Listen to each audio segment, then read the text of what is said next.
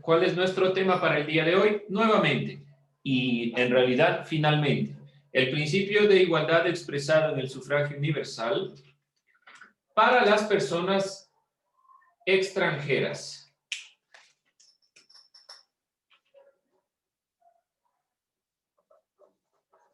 Personas extranjeras.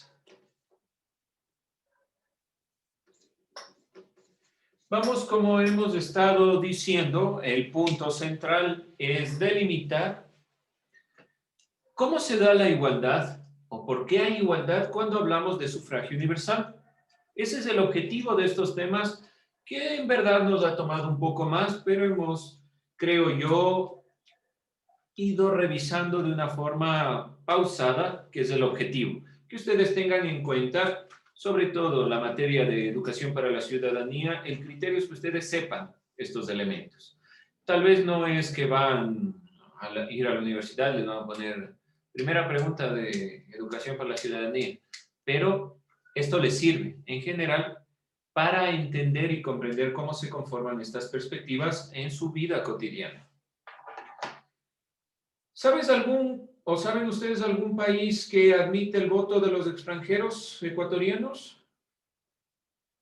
¿Cómo funciona el voto en el extranjero? ¿Alguien ha escuchado tal vez cómo funciona el voto en el extranjero? Para una persona extranjera, ¿cómo funciona aquí en el Ecuador? ¿Cuáles son los requisitos tal vez? ¿No han escuchado? No se olviden que estamos hablando de las personas extranjeras que vienen a nuestro país por diferentes situaciones, sobre todo los casos más preocupantes en los cuales nosotros podemos puntualizar el tema de las personas extranjeras, es aquellas que están huyendo de la guerra, de la pobreza y demás elementos, ¿sí? Entonces vamos a... Dicen, ellos no tienen recintos electorales, ¿Cómo es eso? o sea, tienen lugares para donde ir a presentarse. Claro, pero justamente a eso vamos, porque en este caso sería como si yo, ecuatoriano, estoy en España y quiero votar por el Ecuador. Pero ¿qué pasa si yo, ecuatoriano, estoy en España y quiero votar por España? ¿Qué pasa si un venezolano viene al Ecuador y no es que va a votar por las elecciones de Venezuela, sino quiere votar por las elecciones en el Ecuador? A eso me refiero con las personas extranjeras. ¿Sí me explico? Sí, Ya, entonces ahí en ese punto, es verdad, ellos tienen, por ejemplo, como nosotros, si estamos en España, ¿dónde tenemos que recurrir para poder elegir? Tenemos que recurrir a la embajada o al consulado, dependiendo de lo que existe en el país, y elegimos. Era lo que estábamos viendo en la consideración de los migrantes. Pero en este caso, lo que estamos nosotros presentando es la perspectiva de las personas extranjeras. ¿Qué pasa con esas personas cuando llegan al Ecuador y quieren acceder al voto en nuestro país? pero solo deben de tener la nacionalidad. Si no tienen, no pueden votar. Ya, pero para eso deben cumplir ciertos requisitos. Hay ciertos requisitos para esa consideración, para poder estar dentro de la nacionalidad ecuatoriana y poder elegir. ¿Cuáles serán esos requisitos? Vamos a ir viendo. Gracias, Gabriela. Muy bien, por ahí vamos solventando estos temas. La Constitución del Ecuador, en el artículo Constitución. La Constitución del Ecuador, en su artículo 63, reconoce el derecho a las personas extranjeras al sufragio universal facultativo. Habla entonces de el sufragio universal.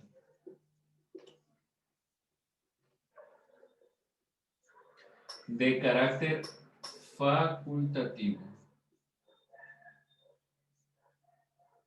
Es decir, una persona que vive en el Ecuador durante una cantidad de tiempo tiene la posibilidad de elegir al gobernante si lo desea.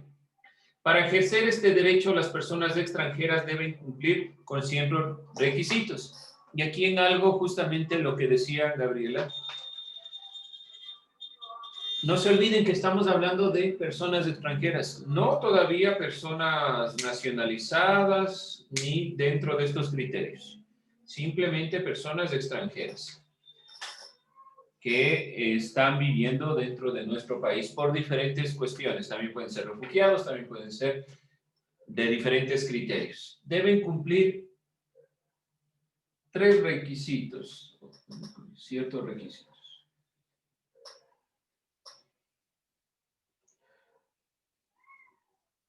Y acá era donde yo apuntaba. Primer requisito, residir más de 5 años en el país. Les voy a ir diciendo, tendrán en cuenta, solo voy a poner el punto central. Deben residir más de 5 años en el país. Pondrán todas las palabras, por favor, en lo posible, que se sintetice. Yo estoy tratando de sintetizar para ahorrar un poco de tiempo. Residir más de 5 años en el país. Cumplir con los mismos requisitos que un ciudadano ecuatoriano, es decir, tener más de 16 años, no tener ningún tipo de proceso judicial ni sentencia condenatoria ejecutoriada, es decir, o mejor dicho, en este caso debe cumplir los requisitos básicos. ¿Cuál es el requisito básico? Por lo menos tener 16 años y no tener ningún tipo de condena judicial, es decir, que no estemos en problemas judiciales. ¿Sí? Debe cumplir los mismos requisitos que el ecuatoriano.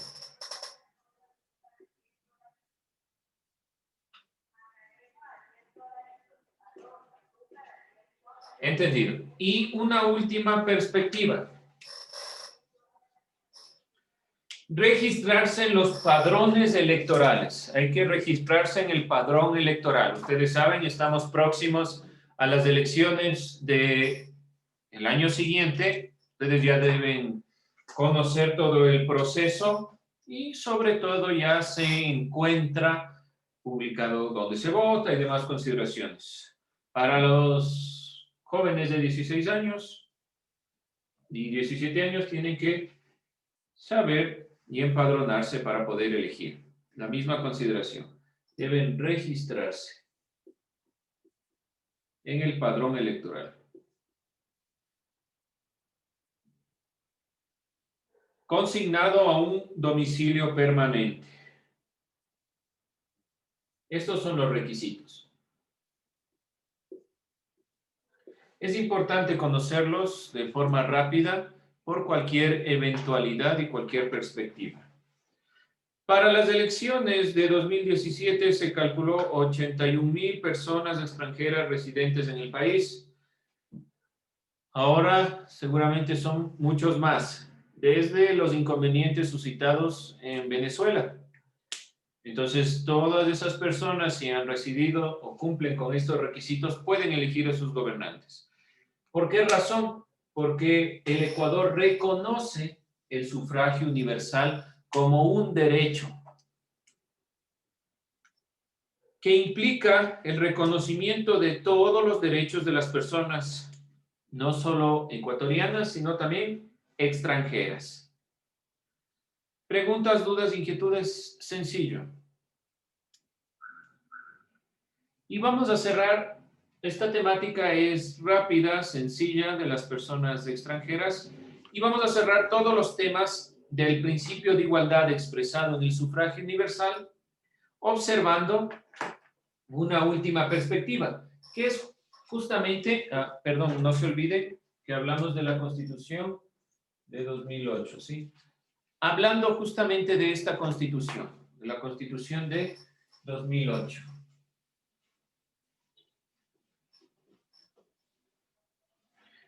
El principio de igualdad expresado en el sufragio universal, sobre todo centrado, pensado en la Constitución de 2008. ¿Por qué se dio el cambio de la Constitución? ¿Qué creen ustedes? ¿Por qué se cambió la Constitución, la de 1998 a esta? ¿Cuál era el objetivo? A ver, vamos preguntando entonces. A ver, Camilo.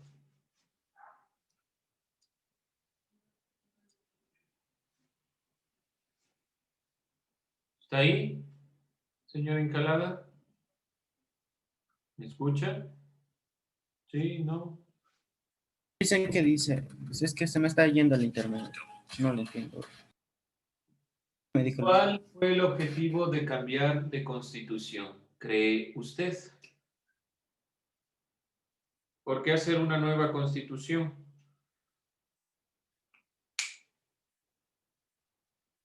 ¿Cuál será Pero ese? los cambios electorales. ¿A qué se refiere con cambios electorales?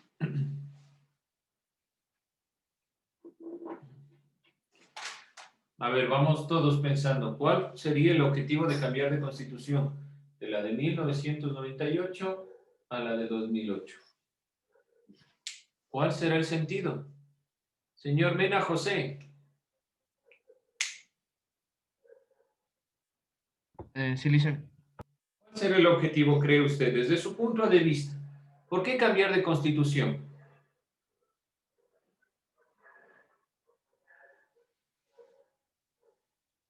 Para tener varios puntos de vista de lo que podría ser. Varios puntos de vista. ¿A qué se refiere? Explíquese. Varias formas de hacer las cosas. Pero la anterior constitución también era así. Había varias formas de hacer las cosas. Acuérdense de la Constitución 1998. Ahí en la Constitución de 1998 ya estaba reconocido el sufragio universal. Y estaba incluido la perspectiva de que podían votar las personas desde los 18 años. Y demás elementos. ¿Por qué cambiar de constitución? ¿Alguna idea, Keila?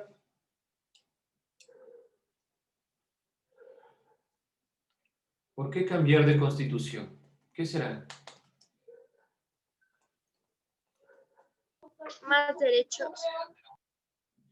Bueno, sobre todo la Constitución de 2008 se llama así mismo una Constitución garante de derechos. Está centrada y fundamentada en los derechos de todo índole. Por eso es que habla también del derecho del sufragio universal. El voto universal es un concepto que se posicionó con la Constitución desde si nosotros hablamos de derechos, derecho al sufragio universal, al voto universal.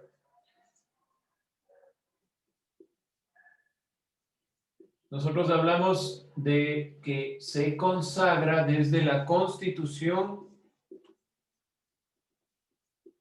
de 1978. Desde esta Constitución ya hablamos de sufragio universal. Esta reconoció la ciudadanía a partir de los 18 años para todo hombre y mujer, eliminando el requisito de saber leer y escribir, habilitando el derecho al voto por primera vez a las personas analfabetas.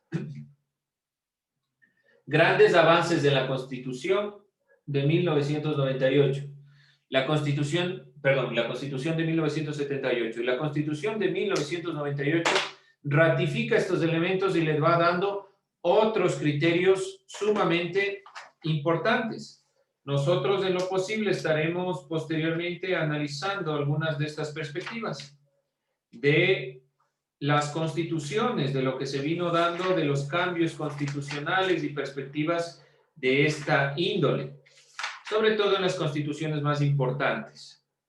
La Constitución de 1978 está enmarcada en la perspectiva del gobierno del retorno a la democracia de Jaime Roldós y tiene algunas consideraciones que nosotros veremos y puntualizaremos, pero sobre todo las que yo les he mencionado. Ahora, si esta Constitución era tan garante de derechos, es decir, tan constitución, una constitución que le importaba mucho los derechos. ¿Por qué razón? Cambios de constituciones para llegar a la Constitución de 2008. A pesar de estos avances, grandes grupos de poblaciones eran obligados a sufragar, sin tomar en cuenta las condiciones específicas que les impedían ejercer este derecho. Por ejemplo, también estaban relegados otros grupos completamente al margen del sufragio. ¿Qué grupos estaban obligados en esta Constitución, de lo que nosotros revisamos? Esta Constitución hablaba de muchos derechos, pero todavía obligaba a sufragar a un grupo. ¿A qué grupo?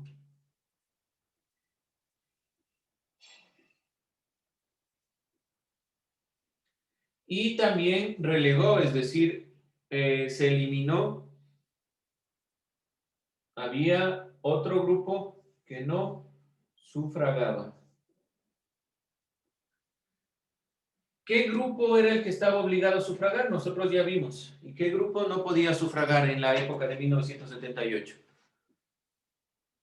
Que solo la Constitución de 2008 reconoce. Analfabetos. Los analfabetos sí se les fue incluyendo. Sí se incluyó a los analfabetos. ¿Quiénes no podían sufragar? Los menores de 16. Los menores de Los de 16. 16. Sí, los menores de 18, sí, entre 16 y 17 años no podían sufragar. ¿Quiénes más?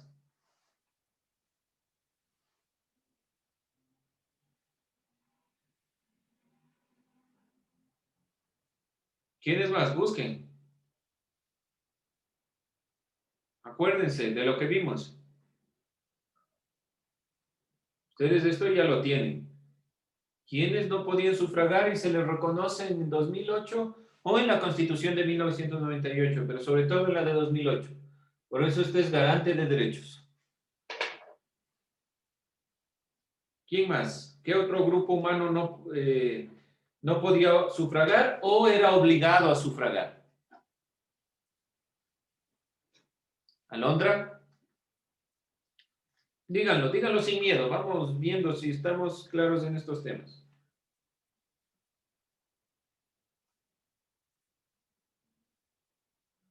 ¿Qué otro Toda grupo? persona mayor de 18 años tenía que sufragar.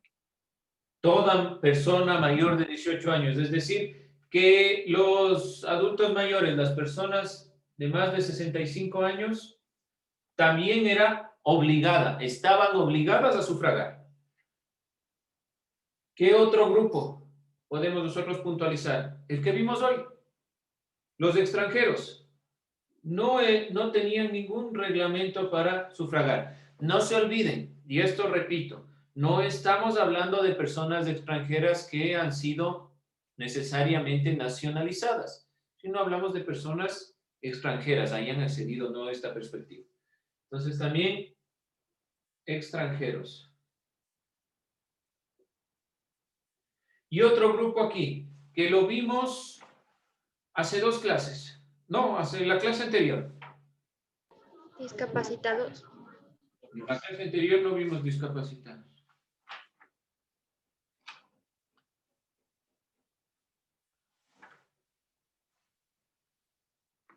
La fuerza pública. Fuerza pública. La fuerza pública. No se olviden. ¿Cuándo se elimina la posibilidad de que la fuerza pública pueda votar? Años 70, antes de la Constitución del 78. Esta Constitución es de Jaime Roldós. En el gobierno, cuando se nombra dictador José María Velasco Ibarra, se elimina la posibilidad de que la fuerza pública pueda votar. Y solo en 2008 se les vuelve a reconocer. También se incluye a unas personas que no podían sufragar, además de los extranjeros, las personas que residen en el exterior. También se las incluye en la Constitución de 2008. ¿Qué otro grupo humano también creen ustedes? Bueno, ya las personas analfabetas, como ustedes dijeron, que algo se intentó introducir, porque se intentó que se introduzca esta perspectiva, pero se le da énfasis en 2008. Si hay una introducción, porque muchos de estos gobiernos progresistas, es decir, de cambio, centraban la perspectiva en la educación.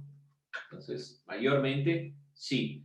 También, ¿qué otro grupo, como decíamos nosotros, de personas que estuvimos revisando posterior al tema de las personas analfabetas?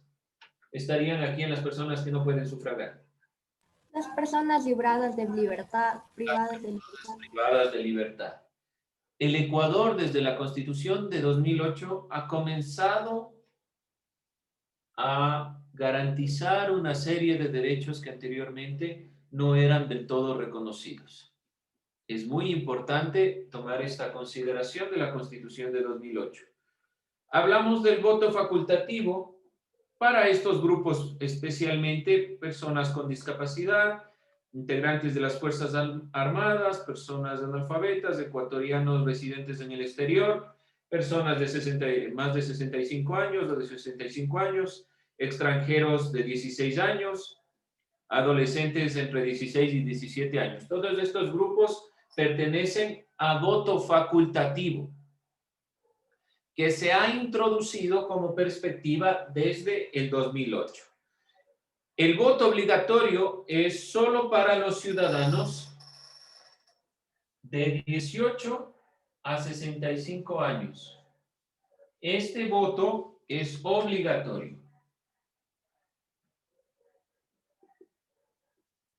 Y aquí viene la pregunta.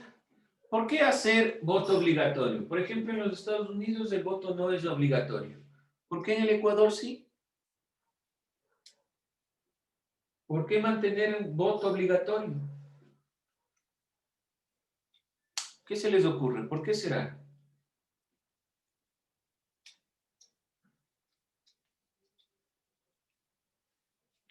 ¿Por qué hacer que el voto sea obligatorio?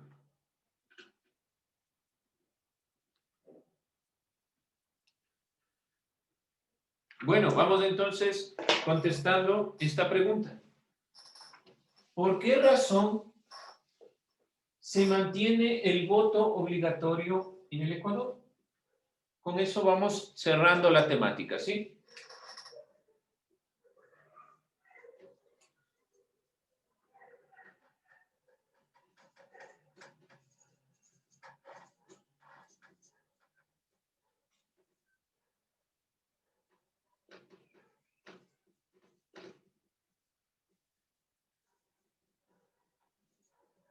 Si nosotros hablamos de derechos, estamos diciendo que la Constitución de 2008 es garante.